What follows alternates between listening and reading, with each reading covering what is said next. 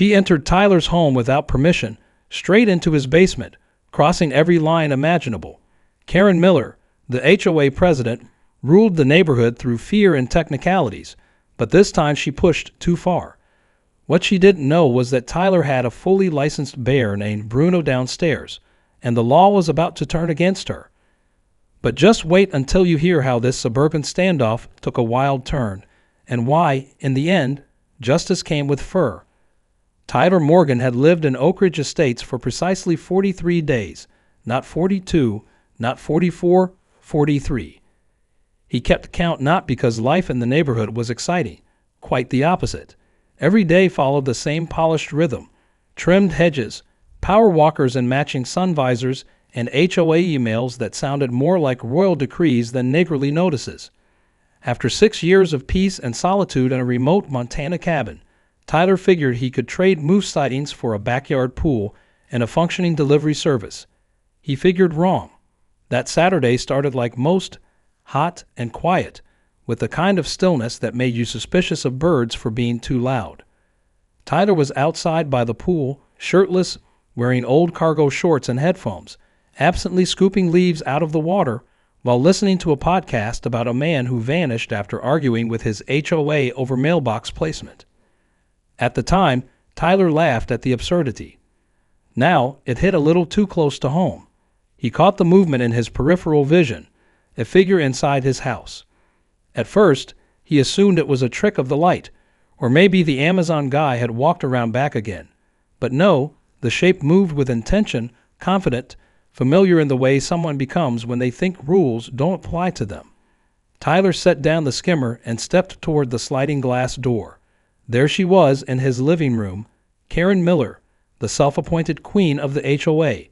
Her reputation had reached him before her footsteps ever did. She was infamous in the neighborhood. A walking rule book with perfectly ironed khakis and the moral flexibility of a small-town villain in a true crime series. She was halfway across the living room before he could open his mouth. "I saw some suspicious activity this week," she said without preamble, eyes sharp behind the oversized sunglasses. "Late-night noises, unusual movement. You've been here, what, a month and a half? And already there's chatter. HOA reserves the right to conduct random inspections under Section 14.3 of the Community Charter." Tyler blinked. That's absolutely not how that works. You can't just, But she was already turning the knob to his basement door.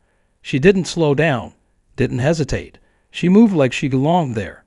"Karen," he called out, raising his voice now, panic creeping in around the edges. Too late.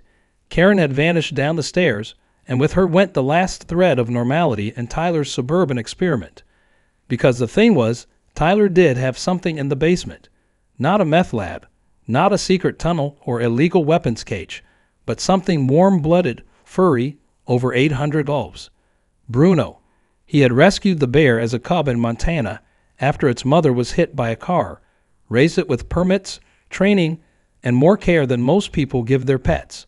Bruno was a sleepy, mellow, occasionally flatulent companion who preferred cold, dark spaces, like a reinforced, legally approved enclosure in a Florida basement.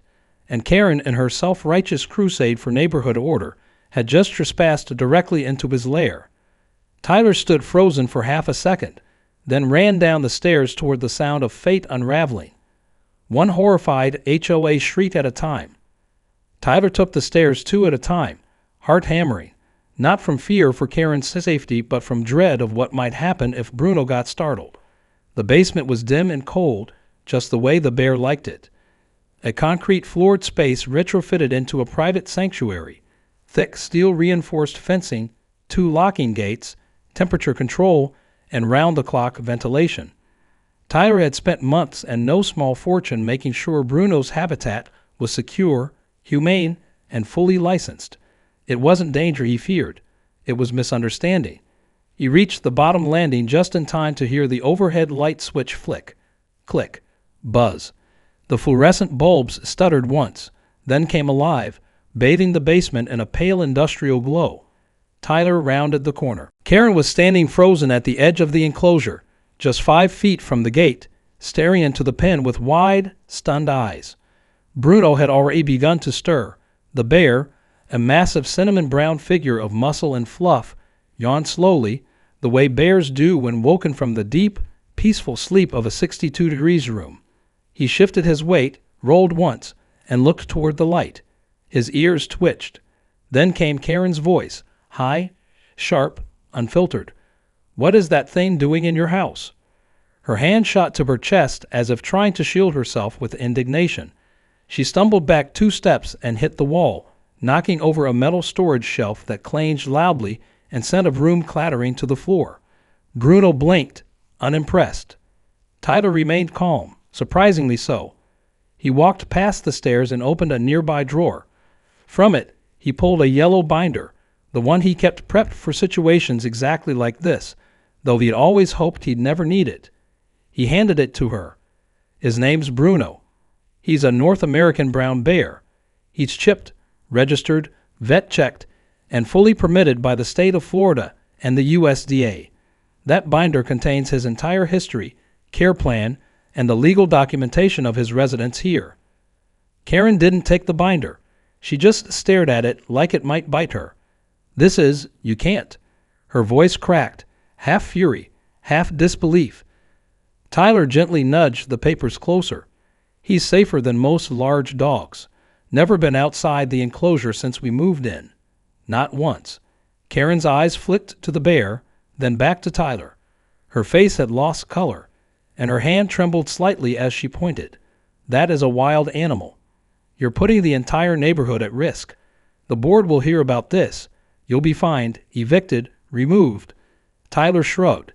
"And I'll be submitting a report of my own about the part where you entered my home uninvited and descended into my basement without consent." Karen's jaw tightened. She pressed herself against the wall like it might let her disappear through it. "You'll regret this," she hissed, as if still clinging to the illusion of control. "You're done here." Then, with all the grace of someone trying not to look like they're running away while very much running away, she bolted up the stairs. Tyler stood still for a moment, listening to her retreating footsteps echo above. He turned toward Bruno, who had already curled back into a cozy heap of fur. "Sorry, bud," Tyler murmured. "Didn't mean to interrupt nap time." Bruno grunted once, then resumed his nap, utterly unfazed. The human drama, after all, wasn't his problem. Not yet. Karen Miller hadn't just lived in Oak Ridge Estates. She had ruled it for over a decade. She was more than a neighbor. She was the self-proclaimed guardian of community standards, the ever-watchful eye behind every cetacean slipped under a windshield, the mysterious force behind anonymous complaints about unauthorized decorative flags or excessively joyful Halloween displays. She wielded HOA policy the way a knight wields a sword, except her armor was a perfectly pressed blouse and a clipboard she carried like it could summon the police with a single scribble. Her record? Impressive, if judged by volume alone. A retired couple once received a formal notice because their rose bushes bloomed asymmetrically. A single mom was fined weekly for excessive curbside storage, which turned out to be her son's basketball. And one family, the Johnsons, 3 kids, 2 incomes, and 1 innocent trampoline, nearly faced foreclosure because the bright blue safety net was briefly visible from the street. Karen saw herself as the last line of defense between order and chaos, and in her eyes, everything was chaos.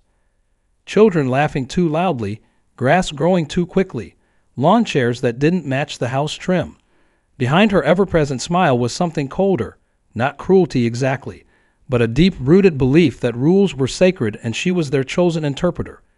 And the strangest part, she never technically broke the rules. She used them, bent them, sharpened them, and aimed them with precision.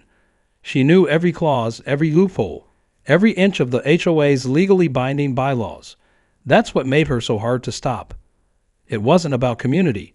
It was about control. And now she had locked her sights on Tyler Morgan, a quiet new resident with no HOA infractions, no visible violations, no social entanglements. On paper, he was perfect, which made him suspicious. He didn't come to HOA meetings. He didn't join the neighborhood Facebook group. He didn't trim his hedges into sculpted spirals or participate in the seasonal porch decoration contests. And worst of all, his basement had secrets. For Karen, that was all it took to declare war. What she didn't know, what she couldn't have imagined, was that this time she picked the wrong target. Because Tyler didn't just have a stack of legal documents or quiet defiance. He had a bear, and in a place like Oak Ridge, where passive aggression was currency and lawn care was law, a bear was something they had no rule book for. Not yet. Tyler didn't wait. He lived in enough remote towns and dealt with enough bureaucracy to know one thing. You don't let the narrative get away from you, especially when your uninvited house guest is the president of the HOA and your housemate is an 850-pound bear. So while Karen was upstairs stomping through his living room, no doubt already rehearsing her speech for the next HOA meeting, Tyler made the call, not to animal control, not to the HOA complaint line, to the actual police. "Hi," he said, steady but firm. "A woman entered my home without permission. She's in my basement. I have it on camera." He didn't mention the bear. Let them see that part for themselves. 29 minutes later, 2 patrol cars rolled up the street, their presence drawing more attention than Oak Ridge Estates had seen since the 4th of July barbecue fire of 2019. Curious neighbors peeked through blinds. One man took out his phone and started filming from behind a hydrangea. The officers approached calmly, but with the kind of posture that said they expected a situation. Karen met them at the door. By then, she had composed herself, at least on the surface. She launched into her version of the story with gusto. "He has a wild animal in his basement," she declared, voice rising with each word. "It's a public safety issue. I went to inspect, as is my right, and he threatened me." Tyler stood silently beside them, arms crossed. He didn't interrupt. He didn't argue.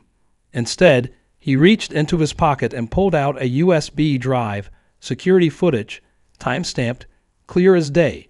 Karen opening the door. Karen stepping inside. Karen walking past his kitchen and opening the basement door, without knocking, without asking, without hesitation. The officers watched quietly. One of them raised an eyebrow. Tyler handed them a folder, neatly labeled, tabbed, and prepared. Florida Exotic Animal Ownership Permit. USDA Compliance Report. Recent Veterinary Health Certificate. Proof of reinforced enclosure construction. They read. They asked questions. Calm, professional, thorough. Then one officer turned to Karen. "Did you have permission to enter his home, ma'am?" Karen straightened. "I'm the HOA president." That's not the same as having a warrant. There was a pause. Long, quiet, and heavy. Karen opened her mouth, then closed it again. Tyler didn't speak. He didn't need to. The footage and paperwork said more than he ever could. A few minutes later, one officer gently escorted Karen out the door, not in handcuffs, not with headlines, but with something she wasn't used to, consequences. Still, Tyler knew better than to celebrate, because Karen Miller was never the type to accept defeat quietly. She wasn't done. She never was. By the time the sun rose the next morning, Karen Miller had gone viral. It started quietly. Just a clip uploaded by a neighbor to a local Facebook group. Karen bursting into Tyler's house, caught on the door camera. Within hours, that clip made its way to Reddit under the headline, "HOA Karen Breaks into House Meets a Bear." Literally.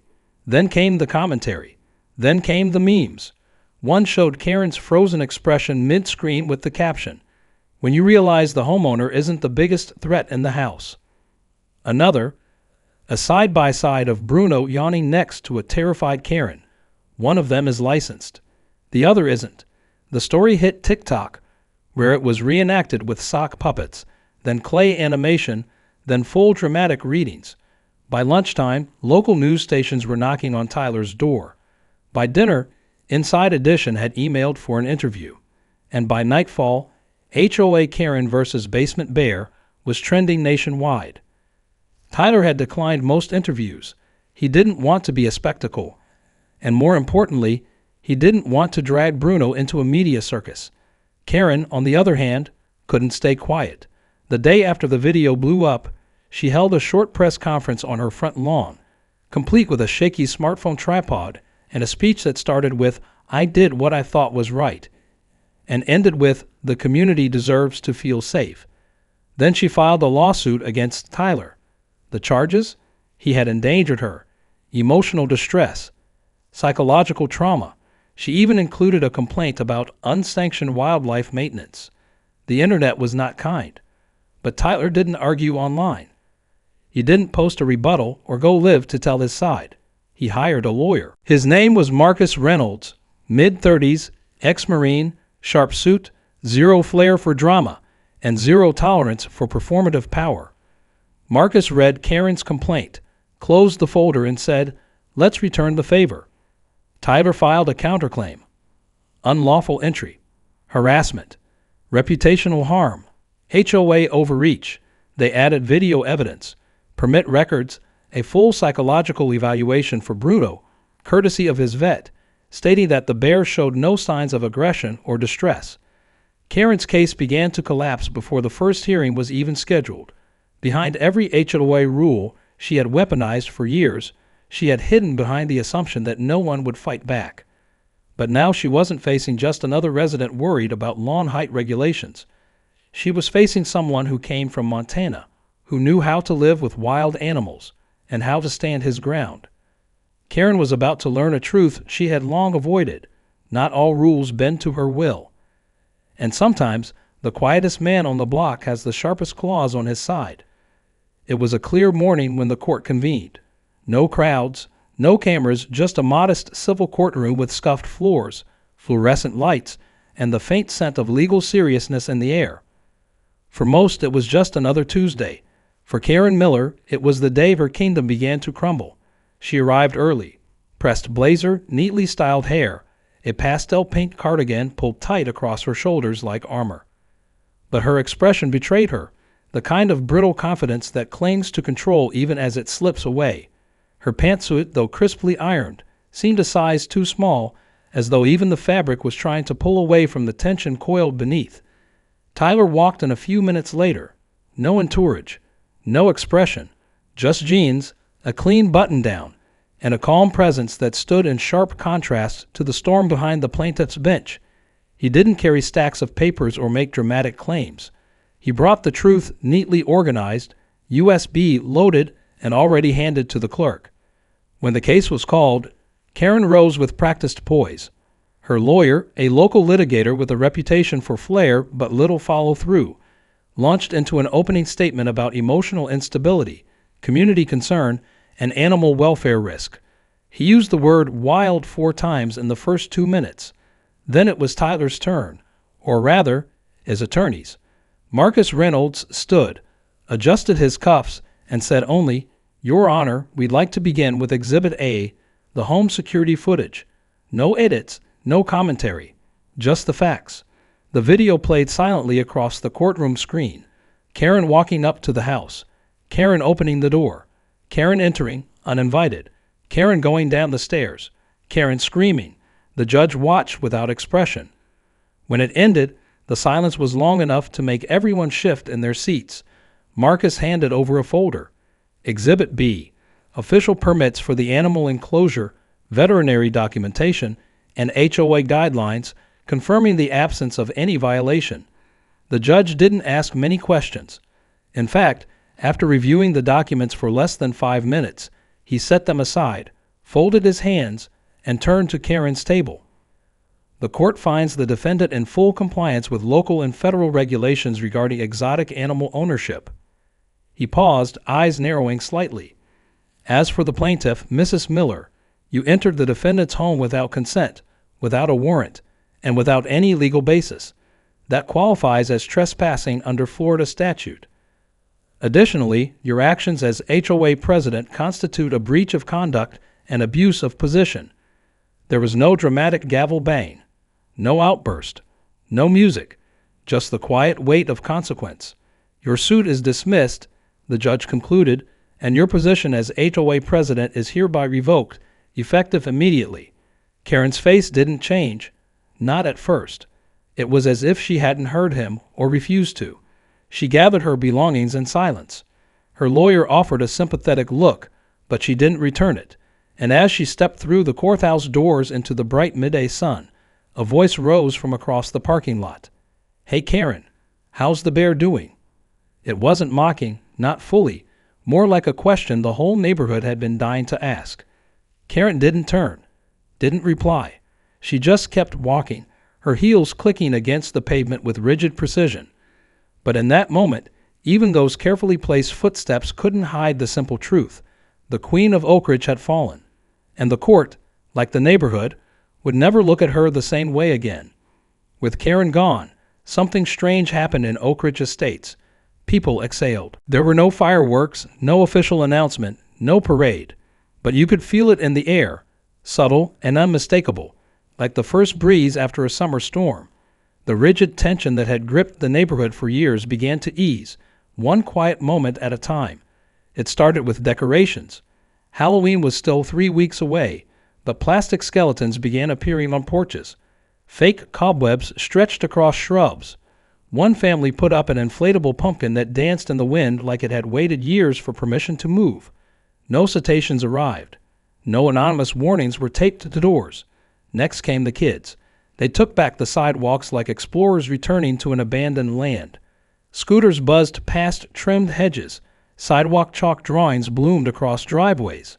Laughter, the kind that used to draw polite reminders about noise hours, returned in full. Then the shutters. Mr. Ramirez, a soft-spoken retired teacher known for his perfect lawn and silent battles with Karen, repainted his shutters bright Caribbean blue, not approved shade #HM12 from the HOA manual. His blue, the kind that said, "This is my house, my home." No one said a word, except one neighbor who gave him a thumbs up as they passed. And then there was Tyler. He never asked for recognition, but somehow he became a kind of local myth, the man who stood up to the one person no one else dared to challenge.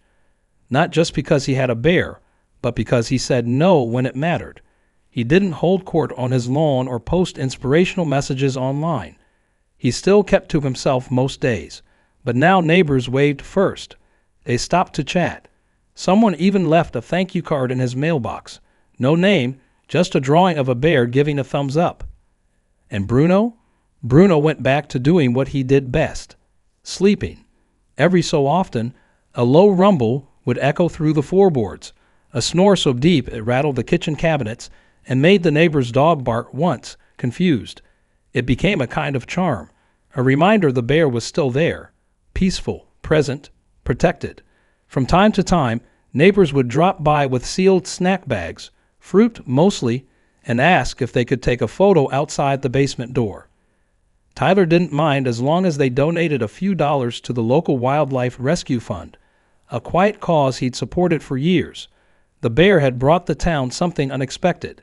Not fear, not division, balance. And in a place once ruled by rules, that was a kind of freedom they hadn't felt in a long time. After the courthouse doors closed behind her, Karen Miller vanished, not dramatically, not literally, but in the quiet, permanent way some people disappear from places they once tried to own. No official announcement, no farewell message, no porch sale, just gone. And with her departure came rumors, the soft, drifting kind that passed from lawn to lawn in low voices over trimmed hedges. Some said she moved to a gated condo complex in Jacksonville, a place where the HOA meetings were weekly and the bylaws came in laminated binders. Others swore they saw her name on a lawsuit filed against a public library for intentionally disordering the Dewey Decimal System to create confusion. There were no confirmations, no sightings, just whispers and speculation. What's certain is she never came back to Oak Ridge. Not once. Not even for her lifetime community dedication plaque, which now sits slightly crooked in the HOA storage shed behind the tennis courts. Her online presence, however, lingered longer than her physical one. A few residents stumbled across a Facebook post in a now-defunct neighborhood group that read, "Suburban anarchy is rising. We must fight before our streets fall to chaos. No one is mowing within regulation. No one is listening. We were a civilized people once." It got 2 likes, one from an account suspiciously named KM Justice, the other from someone who later claimed they just felt bad. Her old allies on the HOA board drifted off one by one. Some resigned quietly. Others joined the block party committee. One took up watercolor painting. The group she once commanded with spreadsheets and citations and color-coded violation maps shrank to 3 members, and they didn't even meet in person. In the end, Karen wasn't a villain in some grand saga. She was a symbol of something that no longer worked, a style of authority built on fear rather than service. And when that authority cracked, it didn't explode. It simply faded. Now, in Oak Ridge, her name is more cautionary tale than memory, a whispered legend at community potlucks, a punchline in group chats. Some still wonder where she went. Some don't. But for most, life moved on, and the streets, for the first time in a long while, felt like they belonged to the people who lived on them. Months passed, and with them, the final traces of the storm faded into memory.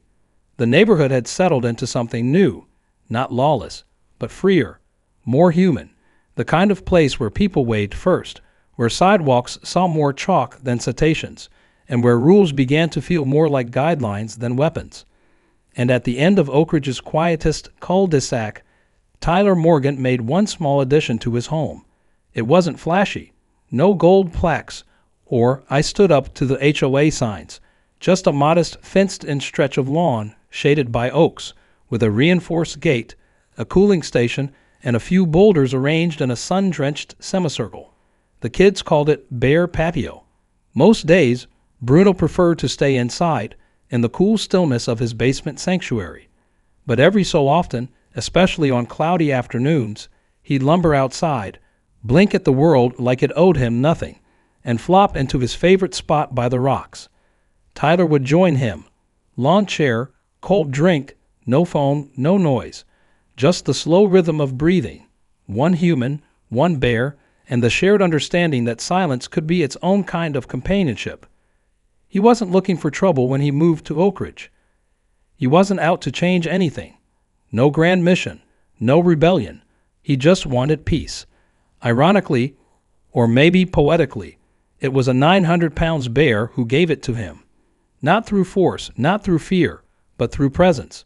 Bruno became a reminder that strength doesn't always announce itself, and sometimes the most powerful act of resistance is simply refusing to be pushed.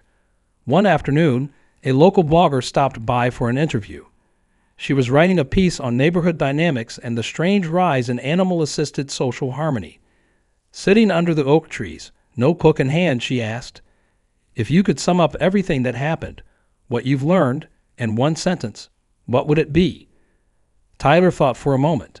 He looked toward the fence where Bruno was sleeping, his head resting on a log, one ear twitching lazily in the breeze. Then he looked at her and smiled. "Don't mess with quiet people," he said. "You never know what they keep in the basement." The blogger laughed, but Tyler didn't. He meant every word.